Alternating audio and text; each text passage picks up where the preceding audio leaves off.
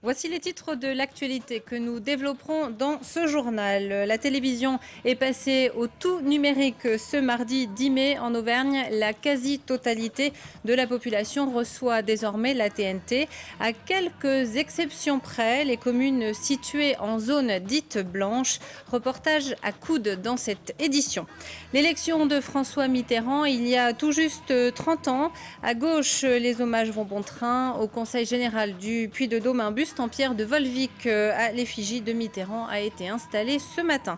Et puis rencontre avec le chanteur Grégoire, celui qui remplit les salles. La preuve demain encore à la Copée. Le chanteur savoure son succès plutôt tranquillement, vous le verrez.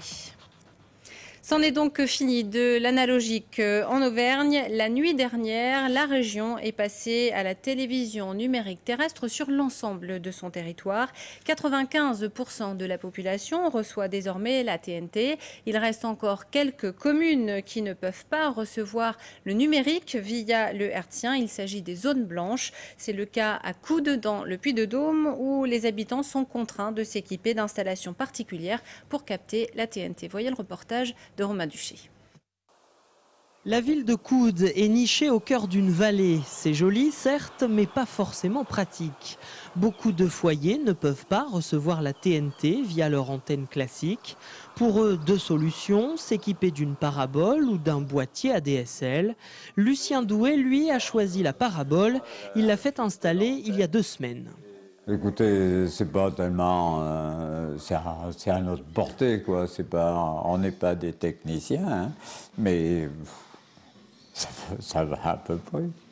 Du coup, les antennistes ont beaucoup de travail en ce moment à Coude. Ce professionnel a déjà installé de nombreuses paraboles sur la commune. Beaucoup de personnes ont anticipé un petit peu le phénomène du passage au numérique en installant d'ores et déjà leurs paraboles dans leur domicile.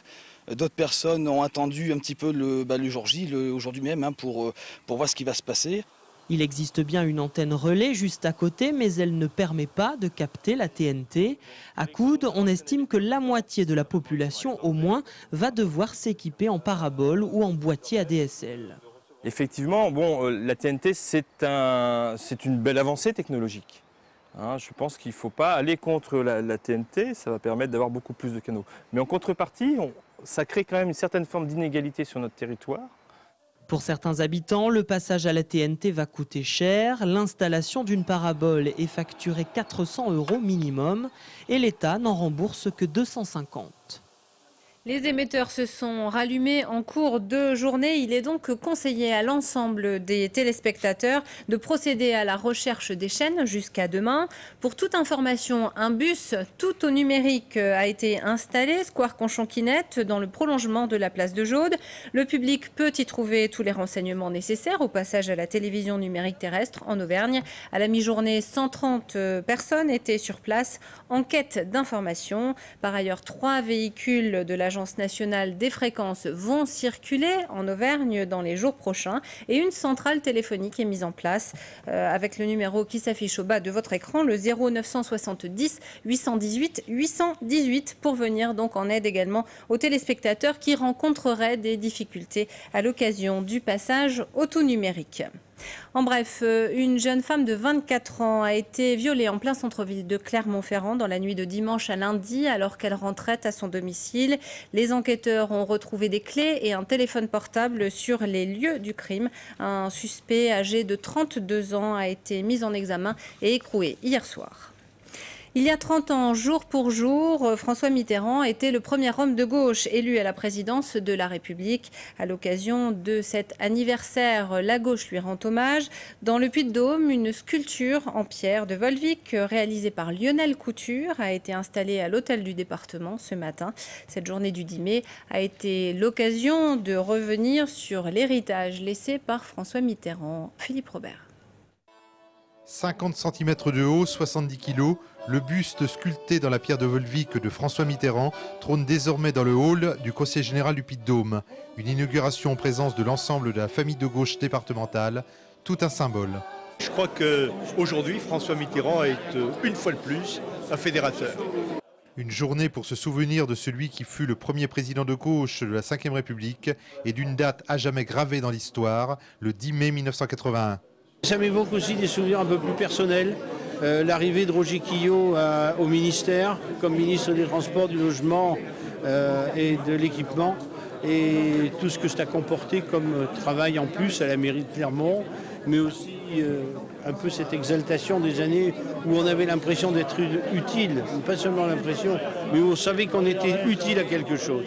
14 années mitterrandiennes qui ont marqué socialistes, communistes et sur le boulevard qui porte le nom du président de la République, cette période ne laisse pas non plus indifférent. C'est un homme, j'aimais bien François Mitterrand, c'est quelque chose de très très bien pour moi.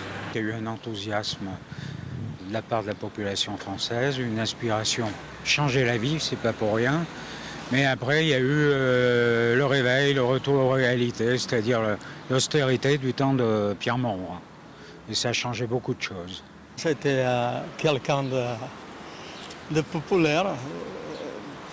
Moi, je pense. Je suis un peu socialiste, moi.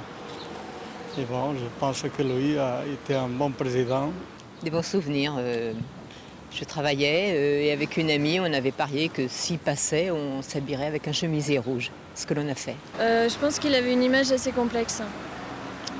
Donc c'est un homme qui est pas facile à analyser.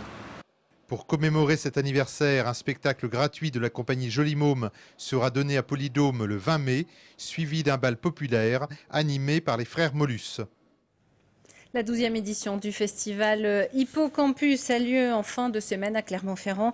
L'association d'étudiants qui organise cette manifestation culturelle donne rendez-vous au public pendant 2 jours sous un chapiteau. Ce sera place du 1er mai. On écoute Antoine Gerzabek au micro d'Ariane Monfray et Stéphanie Delanne. Notre cible principale est quand même les étudiants, mais on s'adresse vraiment à tout le monde sur nos 2 soirées qui sont très très variées, quoi. On essaye de conserver notre place parce que ça va faire maintenant 12 ans que l'association existe et que le festival, d'abord SESO, aujourd'hui place du 1er mai, s'est développé.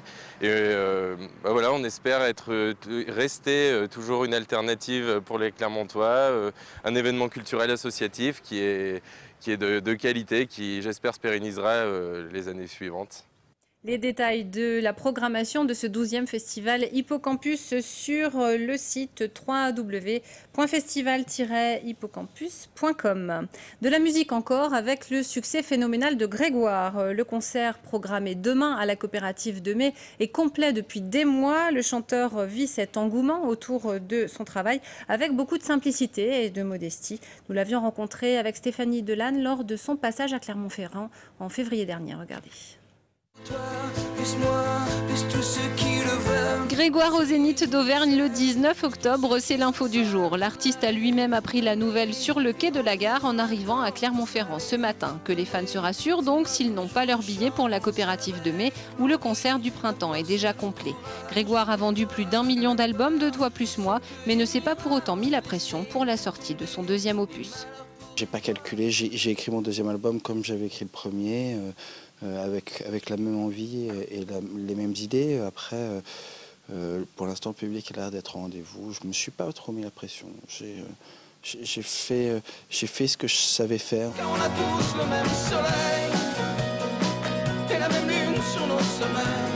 Grégoire aborde son métier très simplement en savourant le présent. Pour le même soleil, il s'offre le luxe d'un duo avec son idole de toujours, Jean-Jacques Goldman, et continue à écrire des histoires simples qui parlent à tous. J'ai envie de parler de ce que je ressens quand je croise les autres, quand je vois ce qu'ils font de bien et quand moi, ils me procurent des émotions, en fait. Donc, je parle des relations humaines en général. Et ça va de la solidarité à l'absence, en passant par la séduction et l'envie. J'adore ces chansons et les paroles aussi. Je suis très émue d'être ici, quoi. C'est énorme, c'est un rêve, quoi. Parce que déjà, j'étais très contente d'aller voir la coopérative de Mai, de le voir de près et tout. Et là, je crois que c'est formidable, quoi. L'artiste aime la proximité avec le public et entretient avec ses fans des rapports chaleureux. Grégoire attend son retour à la coopérative de Mai, qui reste l'un de ses tout meilleurs souvenirs de concert. Donc à part demain à la coopérative de mai, Grégoire sera de nouveau en concert à Clermont-Ferrand, que les fans se rassurent. Ce sera à l'automne, le 19 octobre exactement. C'est la fin de ce journal. Merci de votre attention. À suivre les prévisions météo. L'invité de la rédaction, nous avons enregistré cet entretien à la mi-journée avec Michel Boyon, le président du CSA, à l'occasion, vous l'avez compris, du passage au tout numérique en Auvergne ce mardi. Juste ensuite, la rubrique culture. À tout à l'heure. Toute l'actu locale est aussi en ligne. Retrouvez votre JT sur clermontpremière.com.